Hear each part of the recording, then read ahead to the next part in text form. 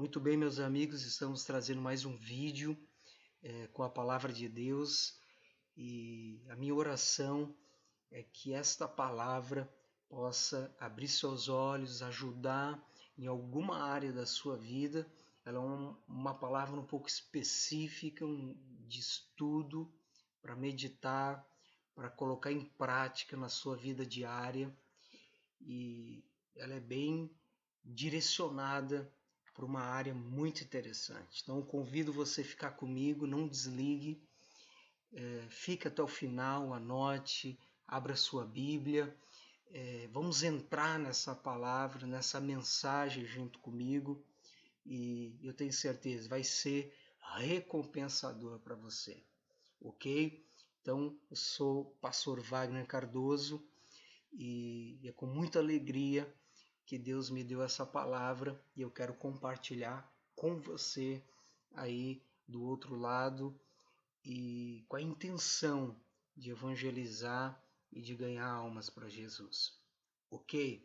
Então eu vou lhe convidar rapidamente para nós não perdermos tempo lá em Romanos capítulo 12, é a base do nosso texto onde eu quero começar, versículo de número 3. Detalhe, a minha Bíblia ela é traduzida da Bíblia judaica messiânica. Portanto, ela tem uma linguagem um pouco diferente. Talvez se você usa corrigida ou atualizada, mas o sentido é o mesmo. Mudam algumas palavras para que possa ser compreendido melhor, ok? Vamos lá. Romanos 12, versículo 3. Por isso digo a cada um de vocês, pela graça que me foi dada, que não exagerem nas ideias sobre a própria importância. Em vez disso, desenvolvam uma avaliação sóbria de si mesmos, baseada no padrão dado por Deus a cada um, isto é, a confiança. Queridos, com esse versículo, já deu para você entender. Se você não conseguiu entender, eu vou desenrolar essa palavra para você e eu peço a sua atenção. E Deus vai falar muito com você, pode ter certeza.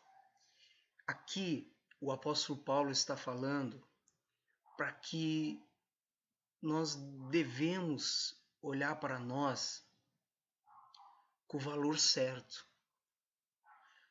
Nós não podemos nos valorizar diferente do modo que Jesus nos valoriza. Não podemos nos ver diferente do que o Evangelho diz que somos.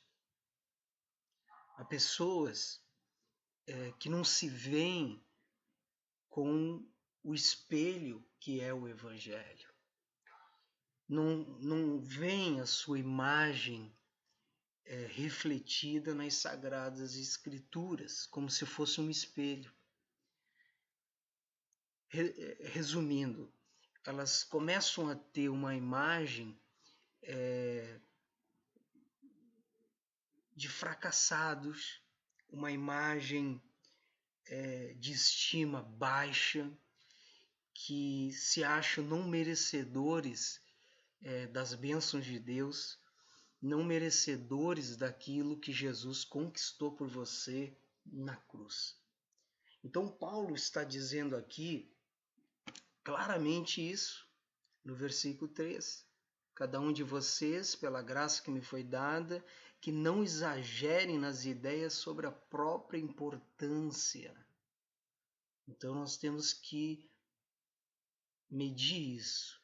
Qual é a minha importância para Jesus? Qual é a minha importância no reino? Como Deus me vê? Qual é o meu valor? Tem pessoas que colocam o seu valor lá embaixo. Como eu sempre digo, nas igrejas onde eu passo, onde eu prego, tem pessoas que se acham, perdoe a palavra, mas se acham a cacaca da cacaca, né? E não são, né? Imagine se Deus entregou seu próprio filho na cruz para morrer por nós. Isso é um alto valor. Deus pagou um alto preço. Jesus pagou um valor muito alto e nos comprou. Quer dizer, meu amigo, que você não pode se ver como um fracassado, uma pessoa que não tem valor, uma pessoa que diz: Deus não me ama, Deus não se importa comigo. Pelo contrário, Ele se importa tanto com você que o apóstolo Paulo está dizendo aqui que é para nós ajustarmos o valor que nós temos de nós mesmos pela graça que nos foi dada por Jesus.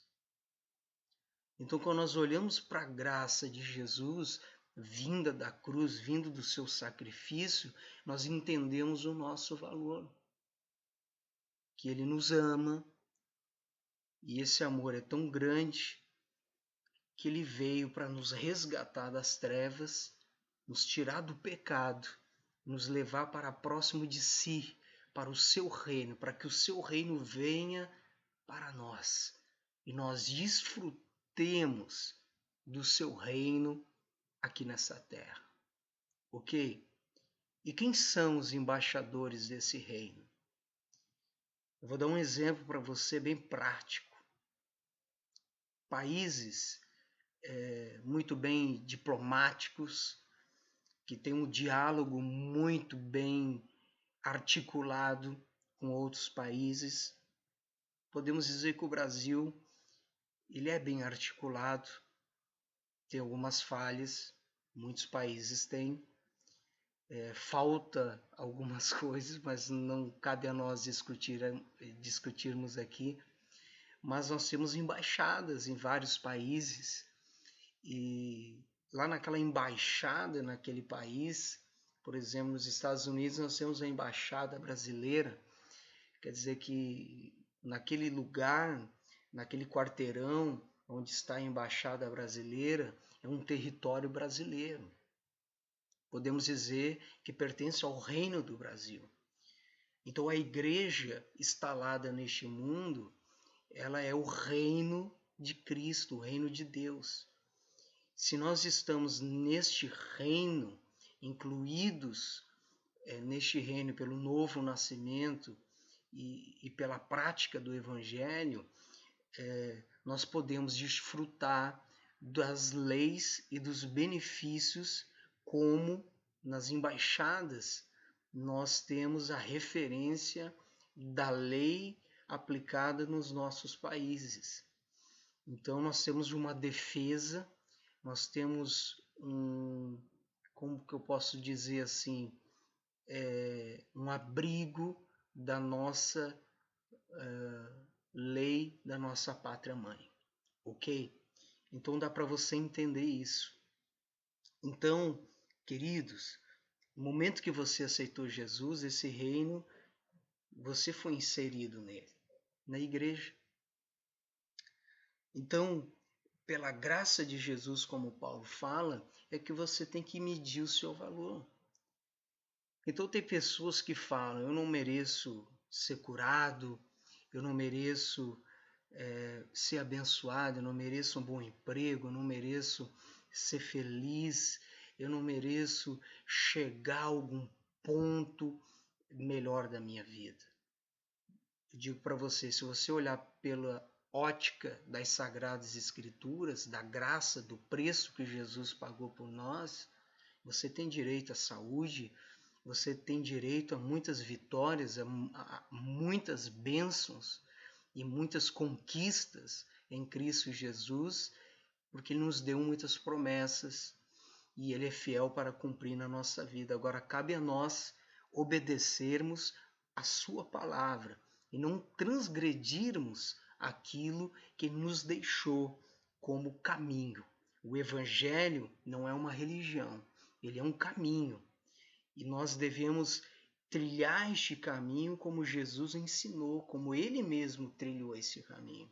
Então nós vamos semeando coisas boas, vamos colhendo coisas boas neste reino, e aonde quer que nós caminhemos, barreiras, fronteiras que nós atravessamos, se nós estamos debaixo da palavra, é o reino de Deus que se expande e nós estamos na cobertura da lei deste reino. E as bênçãos deste reino caem sobre nós. Então quer dizer, aonde você esteja agora, qual seja a sua cidade, seu país, seu estado, se você aceitou Jesus e você está praticando o Evangelho, você está debaixo das leis e da graça do reino de Deus. Então verifique o seu valor. Não diga mais eu não mereço isso, eu não mereço aquilo. Se a palavra está garantindo algo para você, traga isso para a sua vida. Diga para você mesmo, eu sou merecedor de ter saúde, porque Jesus carregou pelas suas feridas naquela cruz o meu pecado, o meu delito, e ali ele nos sarou, ele nos deixou livre das enfermidades. Agora o que eu preciso é receber, trazer isso para a minha vida e fazer se tornar real pela fé. Porque lá em Romanos 11:1 diz, né, que a fé, ela diz que eu já tenho aquilo que a Bíblia diz que é meu, mesmo que eu não veja já acontecer na minha vida. Mas a fé me dá uma certeza porque a Bíblia já garante isso. Então eu já posso tomar posse do que a palavra está dizendo pela fé, que é meu, e fazer isso já se tornar real na minha vida. Então quando eu aplico esta fé e tomo posse dessa promessa, dessa declaração que Jesus deixou, confirmando que aquilo me pertence, as bênçãos de Deus vão se concretizando. Então, comece a mudar a maneira que você vê. Às vezes eu vejo pessoas chegarem dentro da igreja e fazer todo um processo de humilhação, né? Deus, eu não mereço isso, Deus, eu não mereço que tu faça aquilo, mas Deus, se tu quer, faça. Mas, queridos, há uma ignorância aí, porque se as Sagradas Escrituras já estão dizendo que o nosso Deus é o Deus do ouro e da prata, é o Deus que sara, é o Deus que cura, é o Deus que dá vitória, é o Deus que tem a mão forte, que tem todo o poder, que Satanás tem que obedecer, que dividiu o seu poder com a sua igreja, nós não podemos nos ver dessa maneira, mas nós devemos agradecer pelo que Jesus nos deu. O tamanho favor e autoridade que ele transferiu para nós. E começar a ter uma imagem de nós, não distorcida, mas real, nos vendo pelo espelho não humano, mas pelo espelho do Evangelho. Então, quando você olha para o Evangelho, você diz, eu sou exatamente isso daqui. O que Jesus disse que nós somos? Mais do que vencedores. Então não se veja mais como um fracasso. Se veja como uma pessoa vencedora, uma pessoa capaz.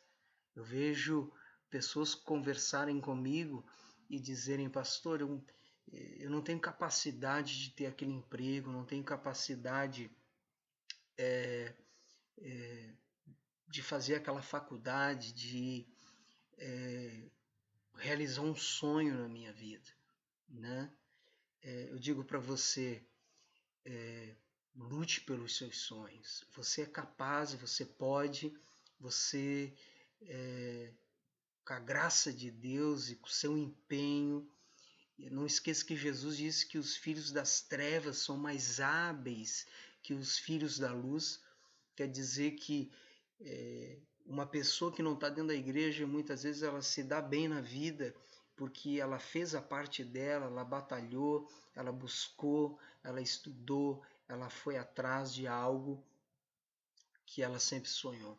E nós, às vezes, cristãos, com toda a bênção, com toda a vitória que Jesus nos deu, ficamos ainda nos rebaixando, dizendo: não posso, né? Eu não posso fazer um vestibular e passar numa universidade federal, eu não posso concorrer àquele emprego porque a minha idade ou por algum outro motivo eu não vou conseguir. Não se veja assim. Se veja como Jesus vê você, um vencedor. Uma pessoa que tem todas as ferramentas, todas as habilidades, como diz lá em 1 Coríntios, você tem todas as habilidades para vencer. Descubra-as estudando as Sagradas Escrituras, 1 Coríntios, e comece a usar essas ferramentas. Se veja como a Bíblia vê você. Não importa como o vizinho vê você. Não importa como a sociedade vê você. No momento que você aceitou Jesus, você é um cidadão do reino de Deus. Você está debaixo das leis do reino de Deus. E nessas leis você é merecedor a muitas coisas. Ok? Saúde, família abençoada, porque a Bíblia diz: crê no Senhor Jesus, será salvo tu e a tua casa, né? Ser bem-sucedido na vida sentimental, ser bem-sucedido em áreas que você às vezes nem dá muita importância, mas até lá, em pequenas coisinhas, Deus está trazendo soluções para você e Deus está cobrindo e protegendo a sua vida e abençoando nessas áreas, ok? Então Paulo está advertindo então ali em Romanos 12:3 para nós termos cuidado com a imagem que nós temos de nós mesmos, para não termos uma imagem além e até mesmo não ter uma imagem a quem nós somos em Cristo. Então nós vimos um pouquinho da situação de se achar imerecedor das bênçãos. Mas eu quero falar mais sobre o inverso. E para falar do inverso, não há nenhum outro personagem na Bíblia tão rico para eu explorar esse assunto. Eu não vou falar o nome dele, eu quero que você abra a Bíblia comigo. Em 1 Samuel, ou melhor, eu quero deixar mais claro essa questão. Quero dar só mais uma pincelada aí e complementar um pouquinho a questão da maneira que nós nos vemos. Em Números, capítulo 13, versículo 31, você conhece bem, Moisés chegou com o povo à beira da terra da promessa, enviou alguns espias. Alguns espias trouxeram má confissão, né? Uma má imagem de si mesmos. Porém, dois, Josué e Caleb, trouxeram e tiveram a imagem que Deus trouxe para eles, de vencedores, né? Vamos entender, versículo 31 de Números, capítulo 13, diz assim: no entanto, os homens que foram com ele disseram: não podemos atacar esse povo, porque eles são mais fortes que nós. Olha como esses 8 espias, eles se viam mais fracos do que o povo que habitava aquela terra. Porém, Deus já disse que tinha entregado aquela terra na mão deles. Não importava o número dos inimigos, a força dos inimigos, as armas dos inimigos e nem da magia que os inimigos usavam. Deus entregou aquele lugar na mão deles. O que eles tinham que fazer era entrar na terra e tomar posse. Com fé. Então, o que você tem que fazer? Jesus já declarou tudo que pertence a você. Eu não vou ficar aqui falando, né? Mas eu quero te estimular a ler a Bíblia. Leia as cartas de Paulo e de Pedro, de João, e você vai descobrindo o que Jesus fez por nós e o que ele nos deu, o que ele oferece no reino dele, e nós, como cidadãos no reino dele, como igreja, isso nos pertence. Só que às vezes fazemos como esses espias aí. Dizemos, eu não posso, o inimigo é maior. Quantas pessoas estão dizendo que a sua doença é mais forte, que uma simples gripe pode acabar com ela, que uma doença corriqueira pode acabar com ela. Uma crise financeira, nós estamos passando neste momento um certo aperto econômico na nossa nação e muitos já estão preocupados. Como que eu vou sustentar minha casa? Como que eu vou manter o nível de conforto e de qualidade mínimas que eu dou para minha família? Querido, não se olhe como aqueles espias que disseram os inimigos são maiores, mas diga, Deus disse na sua palavra que eu sou mais do que vencedor. Eu vou lá naquela entrevista de emprego, eu vou conseguir. Eu vou lá, vou fazer aquele exame e Deus vai estar comigo. Eu vou fazer aquela cirurgia e vai dar tudo certo. Eu vou fazer o tratamento e Deus vai estar comigo, guiando o meu médico, fazendo todo o processo dar certo. Deus vai estar com a mão dele guiando o casamento, vai estar guiando você para educar os seus filhos, né? Você tem que confiar nisso. É uma travessia. Quando você está no mundo e você decide entrar na terra prometida, no reino de Deus, você tem que entrar com esta fé. Se você não entrar com esta fé, você começa a ser derrotado pelos inimigos que não querem que você obtenha esses benefícios. São os roubadores, são os salteadores, né? Como na parábola do bom samaritano. Né? O judeu estava indo em direção a Jerusalém para cumprir aquilo que a sua fé pedia que ele naqueles dias cumprisse. Porém, ladrões tentaram o impedir, o assaltaram, bateram nele, deixaram ele quase morto. Né? Satanás age dessa forma. Né? E muitas vezes ele coloca na sua mente esse pensamento pequenino. Né? Eu digo, esse pensamento de galinha poedeira. Né? Me desculpe pela palavra. Se você se sentiu ofendido, me perdoe. Não é a minha intenção usar aqui uma palavra chula, vamos dizer assim, e ofender ou ofender o Evangelho. Né? O que eu quero dizer para você é que Deus nos fez águias para voarmos alto. Não nos fez galinhas para ficarmos presos num cercado, numa gaiola, sentada num ninho e oferecendo e deixando que outros venham se beneficiar do nosso trabalho ou daquilo que Deus nos deu. Satanás, ele quer fazer isso. Ele quer roubar o que Deus deu para você. Você é uma águia. Saia desse galinheiro, saia desse cercado, estique as suas asas, olhe para o céu, para as nuvens e voe. Diga, eu vou conseguir. Não faça como esses espias que disseram, não, nós não podemos, morreremos nas espadas deles.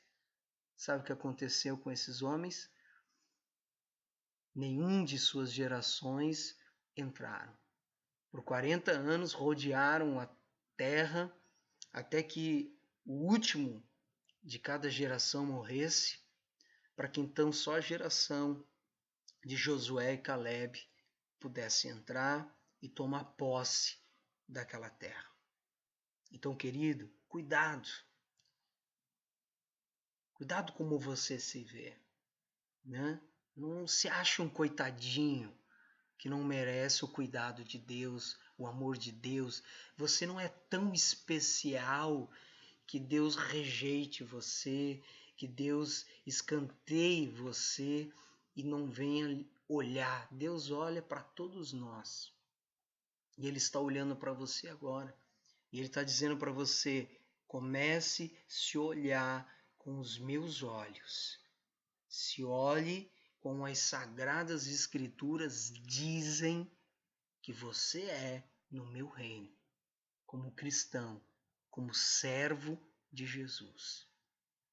Amém? Agora eu quero ir para a parte mais importante e apresentar um personagem que todos conhecem desde criança. Está lá em 1 Samuel, capítulo 17. 1 Samuel, capítulo 17. É um texto bem conhecido. Versículo de número 42. Diz o seguinte: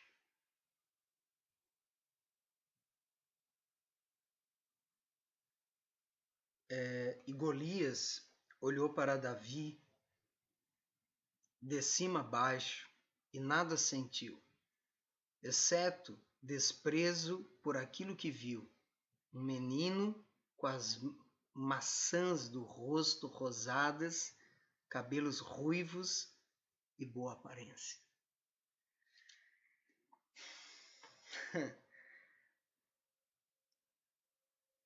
Tem tantas coisas aqui para nós falar. Primeiro, Golias era um homem de quase 3 metros de altura. Tem teólogos que dizem que ele tinha até mais do que isso, né? Eu prefiro ficar nos 3 metros. Já é um baita homem.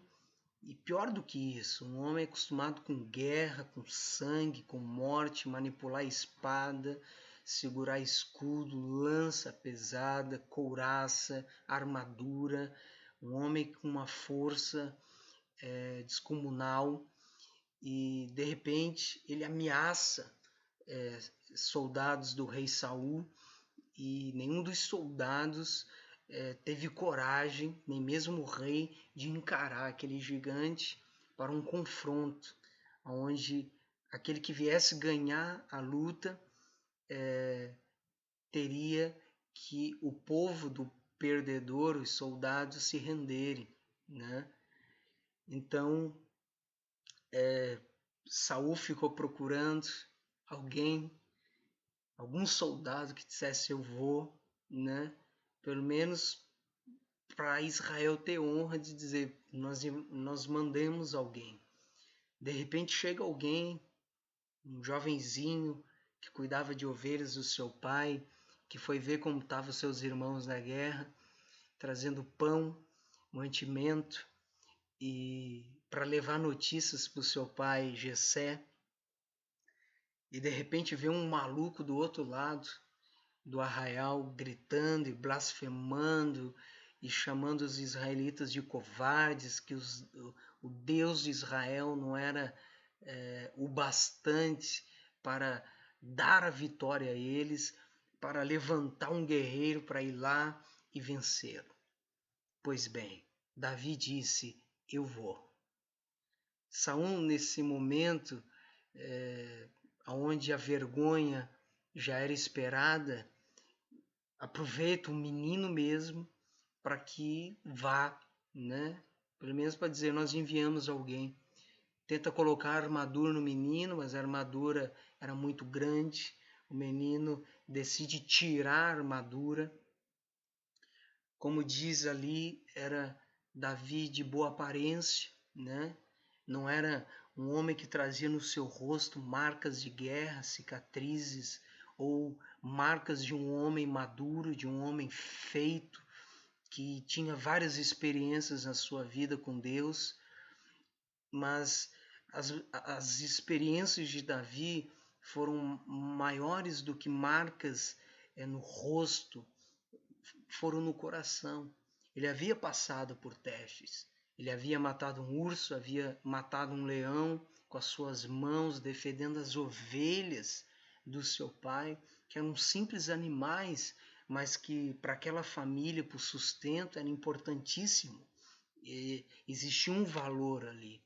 E ele, mesmo olhando para simples ovelhas, ele não queria que aqueles animais as devorassem, porque era importante, então, para a sua casa. Ele as defendeu. Agora eu pergunto para você, nós não temos muito mais valor do que ovelhas, do que pássaros, do que erva do campo, como Jesus falou em Mateus 7? Ele não irá nos defender do leão, do urso, muito mais como Davi foi motivado. Então, meu amigo, se você se sente sozinho, acovardado, saiba que Jesus está aí para defender você. Confie nele. Confie. Lá em Romanos capítulo 12, versículo 3, Paulo fala sobre isso, que devemos confiar em Deus, não criar uma falsa imagem de nós, de fracassados, né? Ou de super crentes, e acabar perdendo o privilégio da bênção de Deus que vem pela simples observância de quem somos em Cristo. Não sair do extremo, não sair, ou melhor, não ir para o extremo, ficar no equilíbrio, no meio da estrada, nem para um lado, nem para o outro, no meio do caminho, equilíbrio, fixar os seus pés na rocha que é Jesus. O ensinamento da palavra, ok? Então, meu amigo, Davi então decidiu ir lá pegar algumas pedrinhas e com essas pedrinhas, 5 nas quais ele escolheu, ele decide encarar o gigante. O gigante, então, no versículo 42, quando vê Davi, ele zomba de Davi, diz, pô, é um menino, bochecha rosada, né? Ruivo, baixa estatura, talvez nunca tinha pegado numa espada, nunca tinha ferido um homem em guerra, né? Só que a fé dele era tão grande em Deus, porque Deus disse que era com Israel e nenhum outro povo poderia derrotar Israel. E vendo um gigante blasfemar contra o seu Deus, ele tinha a complexa fé que Deus estava com ele. Só que tem um detalhe aqui. Davi escolheu quantas pedras? 5. Raciocínio de Sherlock Holmes. Por que 5 pedras? 5. Tem um gigante de 3 metros, com espada, com escudo, lança, com armadura, capacete. 5 pedras é suficiente para encarar isso? Com a fé, pastor, basta uma. Só que a questão, meu amigo, vai além da fé de Davi de dar a pedrada e derrubar o gigante. Davi já estava acostumado a lançar pedras com seu estilingue. Não era à toa que ele andava com a atiradeira, como diz a palavra. Ele usava para espantar os animais que tentavam atacar as ovelhas. Davi estava muito bem treinado a usar aquela atiradeira.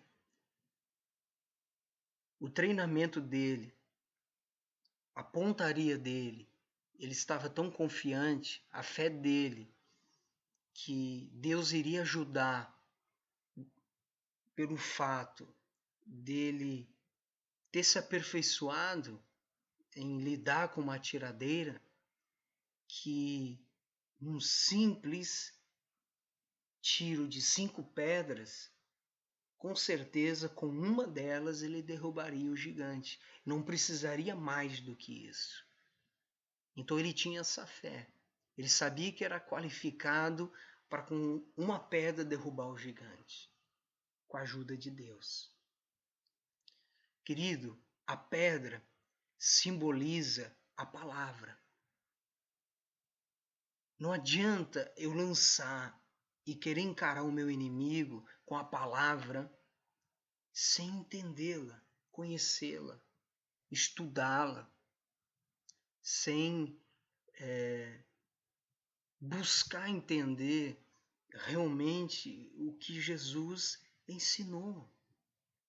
O evangelho puro, o evangelho sem diz que me diz, sem barganhas, o evangelho sem caminhos facilitados, o evangelho camuflado de palavras tiradas de contexto.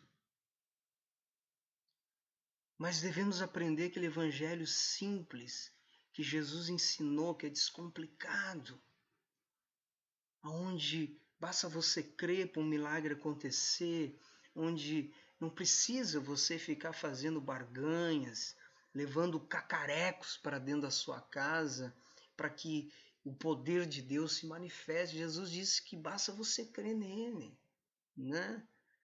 Então, nós devemos buscar, cavar.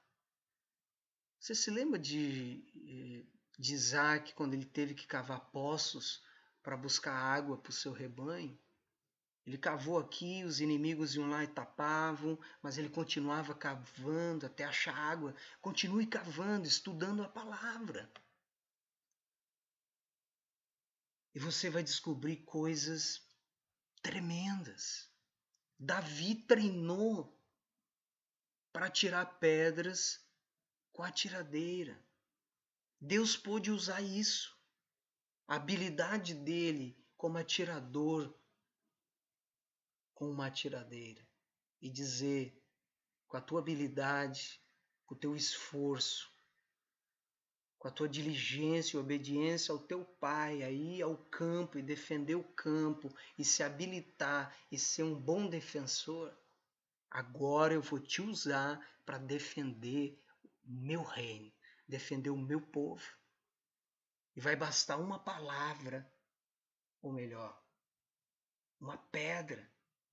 Tu acha que 5 são necessárias, mas lá no céu Deus dizia, com a tua fé, com a habilidade que tu desenvolveu, eu vou usar uma só.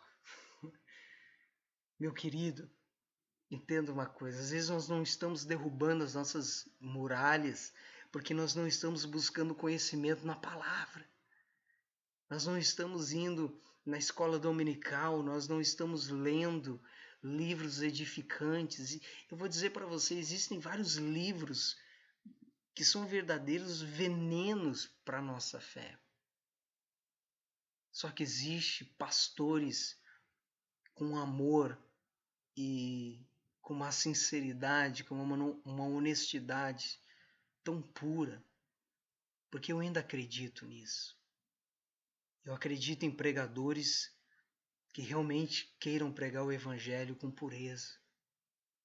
Um evangelho sincero, sem barganha, sem troca, sem diz que me diz, sem querer crescer às custas do evangelho. É verdade. Então, busque esses mestres da palavra que com amor e com sinceridade, com verdade, eles vão passar para você coisas importantes de quem você é em Cristo. Para você pegar suas pedras e você olhar para o gigante e dizer para Deus, Deus, está aqui as minhas pedras. Eu sei em quem eu sou em Ti. Eu sou mais do que vencedor. Eu tenho toda a autoridade no nome de Jesus. E eu tomo posse, eu digo para esse inimigo: a tua hora chegou. O meu Deus está comigo e essa vitória me pertence. Então você vai colocar sua promessa em oração. Você vai dizer para o inimigo que o lugar dele não é na sua vida, não é ele atrapalhando, e o Golias vai cair. Porque Deus sabe que você conhece os seus direitos, você conhece quem você é na constituição do reino, porque você faz parte da igreja. Ok? Então, meu querido, Golias aqui ele fez algumas coisas muito erradas. Primeiro, se lembra o que Paulo falou lá em Romanos 12:3? Que nós não devemos nos achar inferiores e nem superiores. Golias, pelo seu tamanho, pelas suas armas, pelo que ele tinha, ele se achou tão superior ao inimigo que ele subestimou Davi, que era um servo de Deus, que tinha fé, que tinha habilidade e que Deus ia usar as habilidades dele, os talentos dele. Querido, eu vou abrir um parênteses aqui. Querido, você que tem chamado para ser missionário em outras nações e está pedindo para Deus uma confirmação, querido, se Deus falou isso para você, que é para você ir, confie no seu chamado. Você pode ser um professor, você pode, em algum país, com o que você sabe fazer,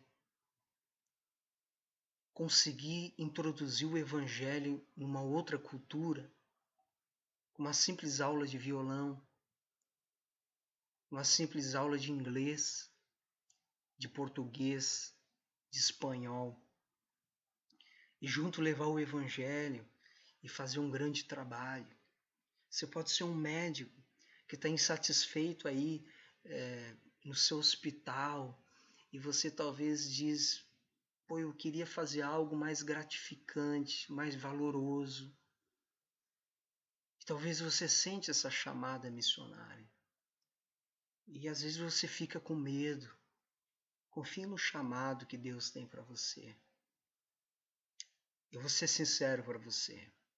Eu tenho enfrentado situações muito difíceis na minha vida, no meu ministério. Mas a minha fé, quem me ungiu, preste atenção, quem me ungiu não foi um homem de 1,80 m, gordo e barrigudo, careca. Não.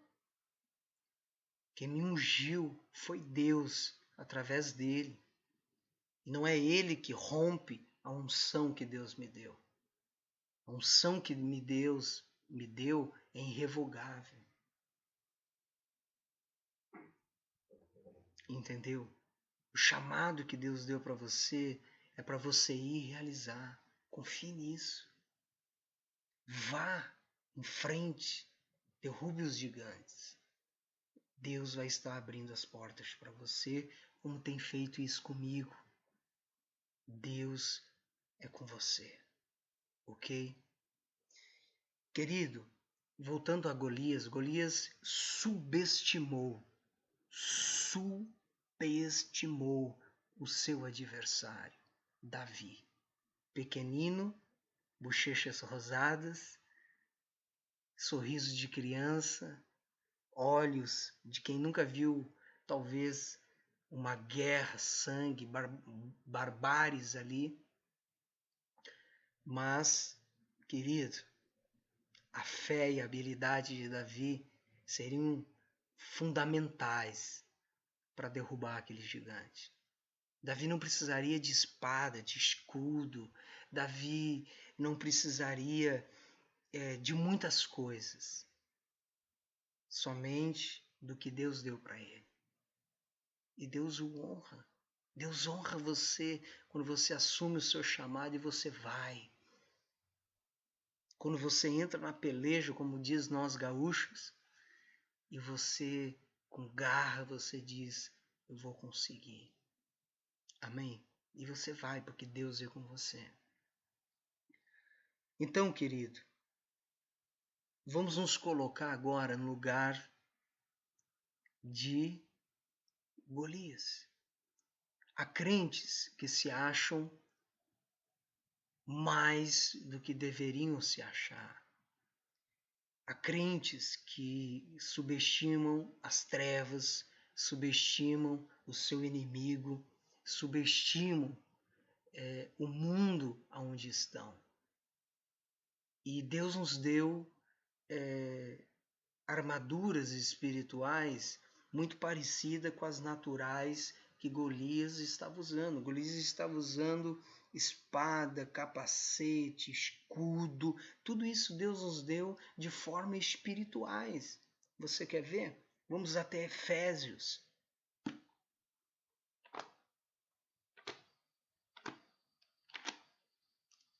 Efésios,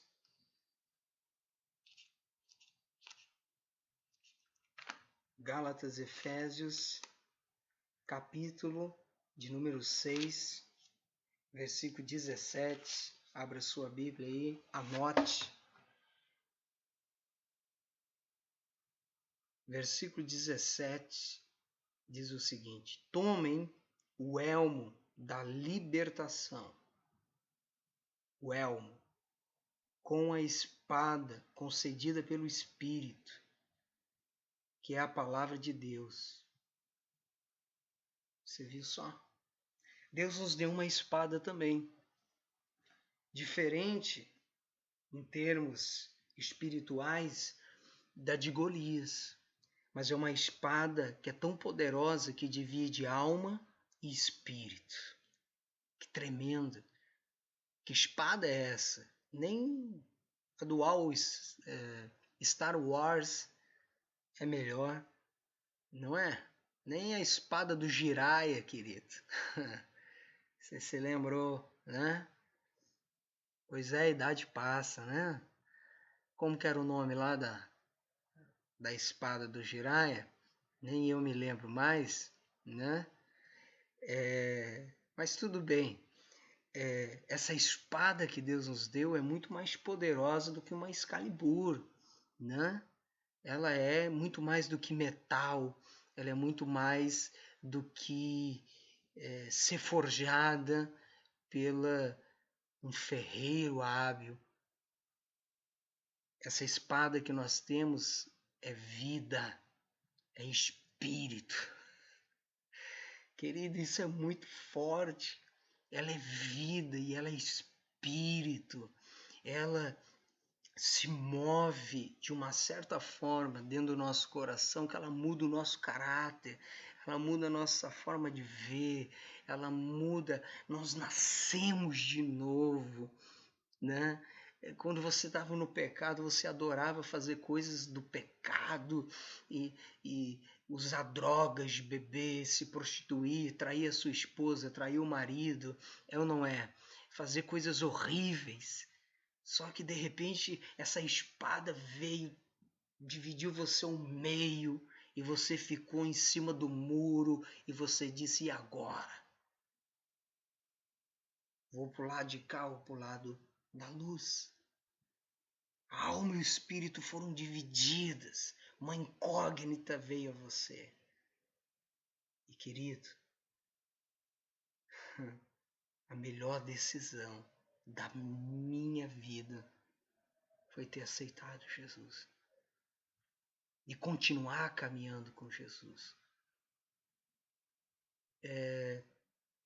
Eu tenho uma música que eu gosto muito, e eu gosto muito desse cantor, e ele é pastor, pastor Marcos Salles, e os louvores dele eu sinto a presença de Deus, e é por isso que eu gosto de escutar as músicas dele, porque eu vejo ali um coração de um adorador.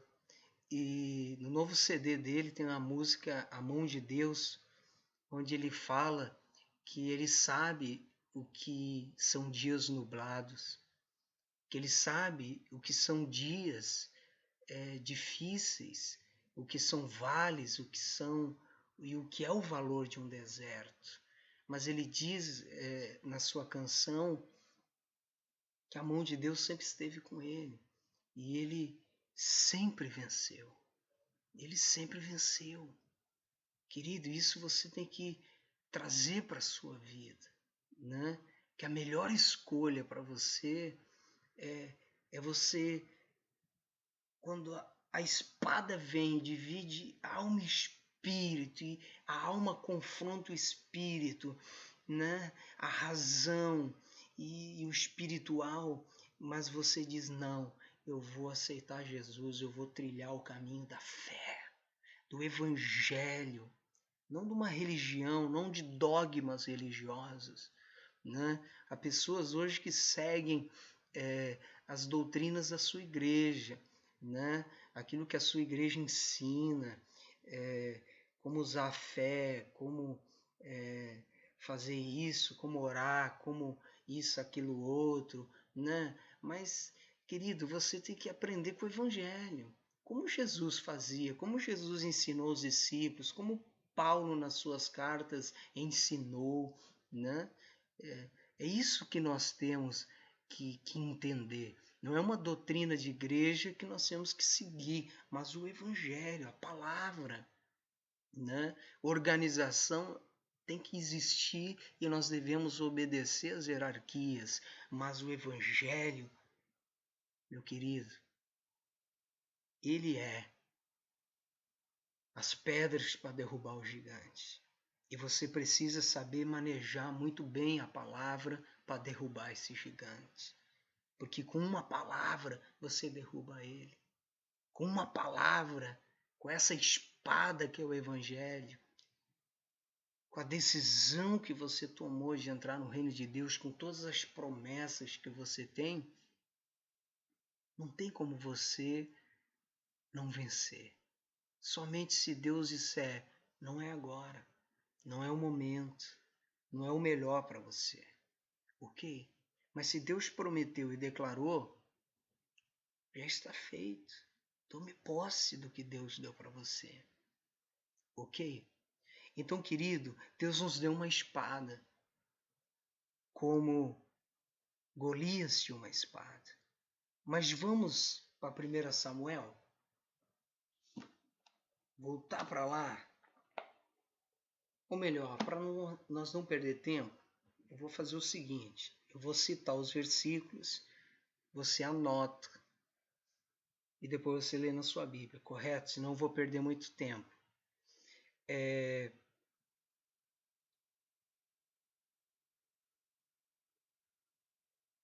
Em Efésios 6:7, a Bíblia diz que nós temos uma espada, como eu falei, que é o Evangelho. Porém, à medida que Golias foi se aproximando de Davi, ele foi se despojando de suas armas, né? Ele foi largando a sua espada porque ele achou que o menino vinha com um pedaço de pau, lá com um estilingue, como perdi a palavra agora, né? Com uma atiradora lá e tal, e que ele não precisava de uma espada para matar o menino, né? Então aqui nós entramos no que Paulo falou, né? Como nós nos vemos. Às vezes a pessoa se vê ela como Golias, Ah, eu sou tão forte, eu já sou tão crente, eu já estou 30 anos na igreja, eu já sou pastor, eu sou líder disso, eu sou líder daquilo, eu sou o bambambam da história, eu falo bonito, eu tenho uma eloquência, tenho um português tão afinado, já decorei todo o dicionário, né? E eu não preciso mais estudar a palavra.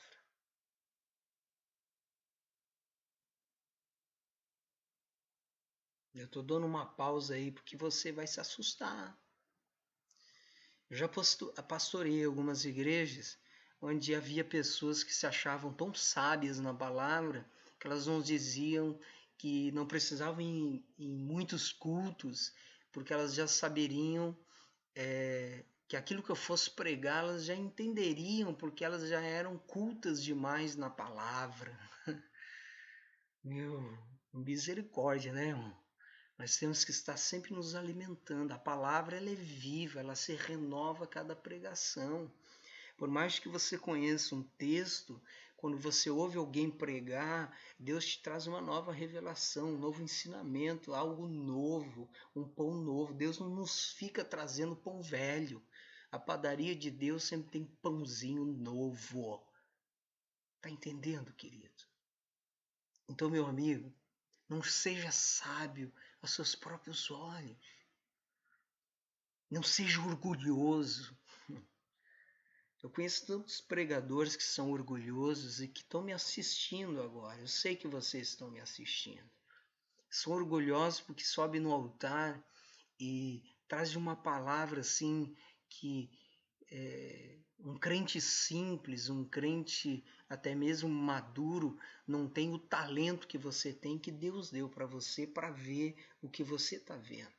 Por exemplo, o que eu estou vendo é pelo talento que Deus me deu, pelo dom que Deus me deu, eu consigo ter discernimento e conseguir pregar o que eu estou pregando. Mas eu não posso me gloriar disso.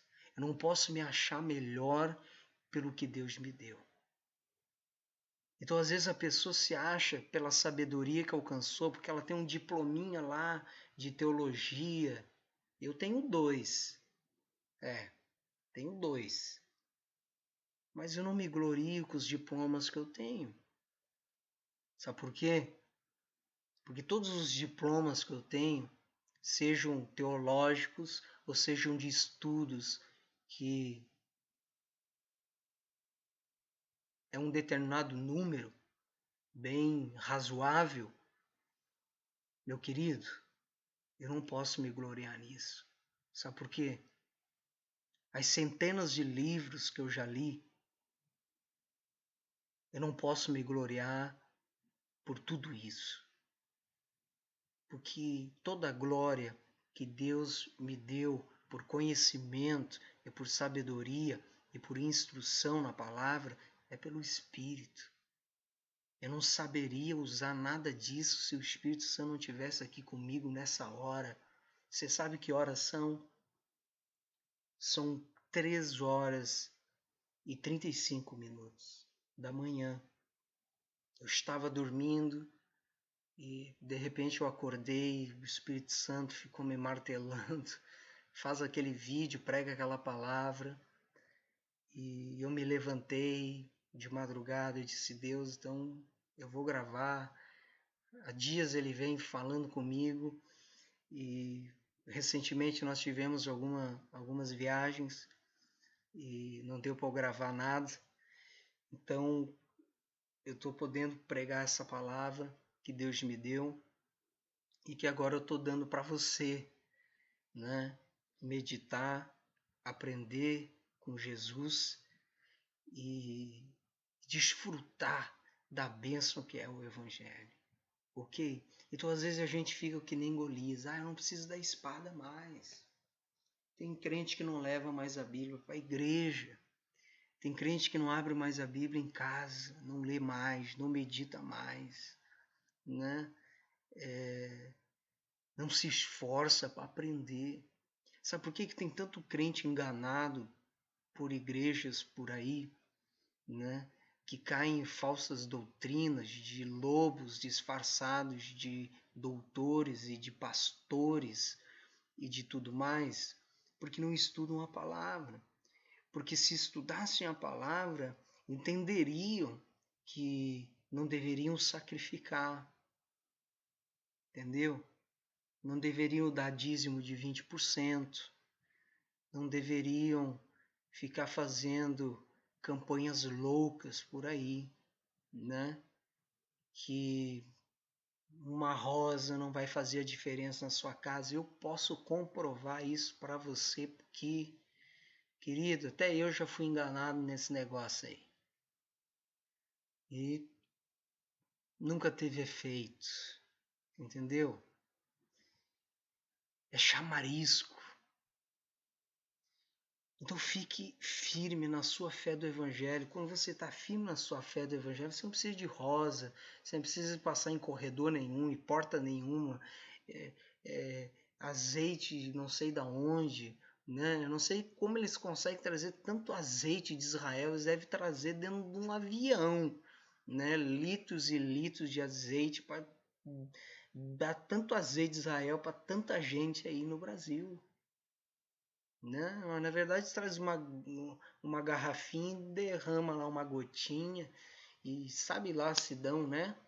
Nessa coisa ainda vende para você e você ainda compra com aquela coisa do azeite de Israel. Meu irmão, vai para a Bíblia, larga essas coisas neopentecostal que não tem tanto valor e não é maior do que o Evangelho. Jesus não ensinou a gente fazer esse negócio. Paulo não ficou ensinando a gente fazer esses negócios. Paulo, quando ele mandou vestes, ele mandou lenços, isso foram casos esporádicos, né? Casos fora da rotina de Paulo, que naquele momento Paulo fez, mas não quer dizer que a gente tem que continuar fazendo isso, né? Então nós temos que entender a palavra, colocar nossa fé na palavra, né? E não esquecer da espada que nós temos. Com a espada que nós temos, derrubamos gigantes, que são doutrinas, que são demônios, que são adversidades, problemas.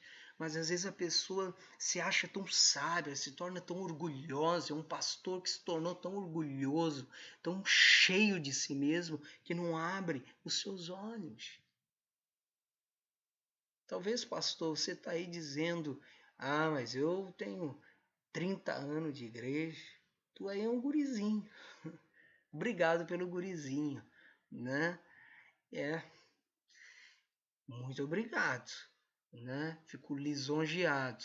Agora, seja humilde para receber a palavra de Deus. E talvez você está achando que você tem tantos anos de igreja.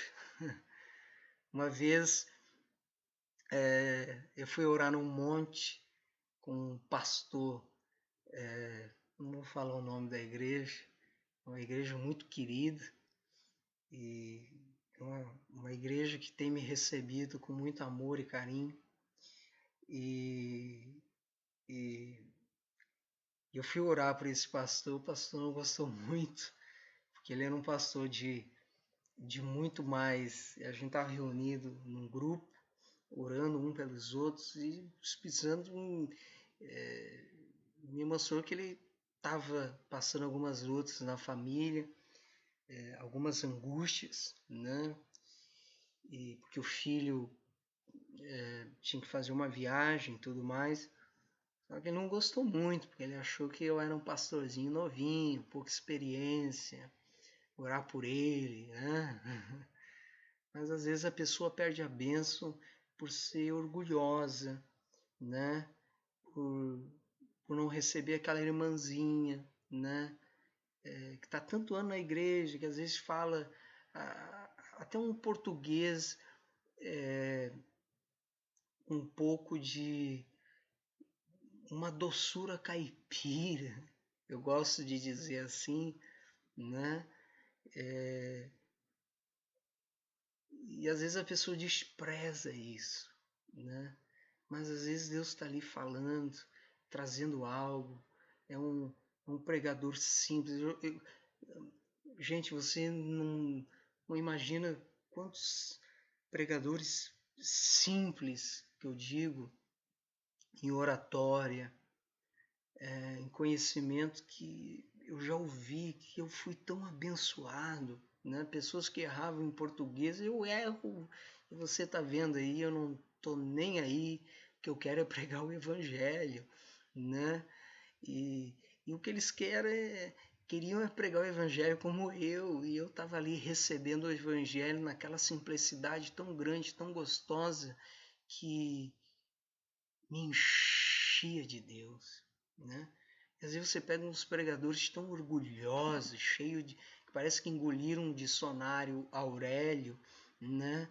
E gostam de falar bonito, e gostam, né? Abotoadura de ouro, papapá, pinta, né? Desce do pedestal, camarada. Talvez você já abandonou a tua espada e você está indo só no status de liderança, de líder, de pastor que tem 1.000 membros, 2.000 membros, e você não está dando mais nem valor para a palavra, você está pregando só na experiência, porque você já tem tantos anos de experiência, de Bíblia, de ler e tal, que você já tem tudo aqui, você nem para mais para orar e dizer, Deus, o que tu quer que eu pregue? Abra o olho. Paulo disse: não ache algo em si mesmo que seja diferente daquilo que Cristo vê em você. E uma das coisas que Deus abomina é a arrogância, o orgulho, é querer roubar a glória dele. Ele não divide a glória dele com ninguém, querido. Ele não divide. Né? Você vê hoje cantores gospel cheio de orgulhos, disputando disco de ouro, disputando para ver quem vai ganhar o Grammy Latino, para ver quem vai vender mais, para ver quem tem mais fã-clube, ver se isso tem cabimento, querido. Né? Cantor que dá autógrafo, né? Pregador que dá autógrafo, misericórdia, querido, né? Pessoas que dizem eu sou fã do pregador tal, eu sou fã, querido, evangelho, não abandona a tua espada, porque se tu ir para a guerra sem a tua espada, você cai. E uma das coisas que mais faz você abandonar a espada é você achar que você já é o bambambam bam, bam de dentro da igreja, que você é o maior teólogo dentro da sua igreja, que você já sabe muita coisa e que você não precisa aprender mais nada. Eu estou aprendendo todos os dias, eu estudo todos os dias, eu estou sempre procurando algo novo, aprender, né? E eu aprendo com pessoas simples, conversando com irmãos dentro da igreja, que vêm conversar comigo e contam suas histórias, e eu aprendo ali, entendeu? Eu estou aberto para aprender. Então, não deixa o orgulho entrar. Não se acha sábio demais. Não abandone a sua espada como Golias. Ok? Golias também tirou seu capacete. Em Efésios 6,17 diz que nós temos o capacete, né? O capacete da salvação. Tem pessoas que com o se achar, né? Não, eu já estou dentro da igreja, eu já sou salvo, né? Eu tenho a carteirinha de membro, não preciso orar mais, não preciso ir tanto no culto, né? Eu posso até cometer um pecadinho aqui, eu posso até cometer um pecadinho ali. Pô, eu já tô tanto tempo, me criei dentro da igreja, meu pai era pastor, meu tio é pastor, meu avô é pastor, o primo do meu não sei quem é pastor. Eu tenho uma raiz de pastor na minha família. Se eu sair com uma prostituta, não tem problema nenhum. Querido, guarde a salvação. Satanás está ao derredor de cada um de nós para devorar. E daí eu fico pensando o seguinte: se ele está ao derredor de cada um de nós para nos devorar, se não fosse possível a ele nos tirar da salvação, então não precisava ele nos rodear, porque ele rodeia ímpios e salvos. Então é porque sim, ele pode nos fazer nos desviarmos e perdermos o caminho, perdermos a santidade, voltarmos para o lixo do pecado. E daí é triste demais, porque você começa a viver uma vida das piores. Das piores. Eu vou contar um testemunho da minha vida que muitas igrejas que eu pastoreei eu nunca falei, porque eu nunca senti de Deus em falar. Mas não sei porquê. Estou sentindo no Espírito Santo aqui de contar esse trechinho da minha história. E essa história, essa experiência na minha vida serve para muitos jovens que eu sei que estão me assistindo aí. Queridos, eu fui criado dentro de uma igreja muito balizada no Evangelho. Essa igreja hoje, ela foi praticamente dizimada porque houve vários problemas dentro dela. E é como eu falo, quando a gente abandona a espada e começa a confiar em cavalos e cavaleiros e na sua força, no seu intelecto, adere a tipos de políticas e doutrinas, você vê uma coisa tão bonita que Deus fez cair aos seus pés, se dilacerar, né? E eu cresci dentro dessa igreja muito abençoado, que eu admiro até hoje. E tenho um carinho muito grande pelos pastores que foram meus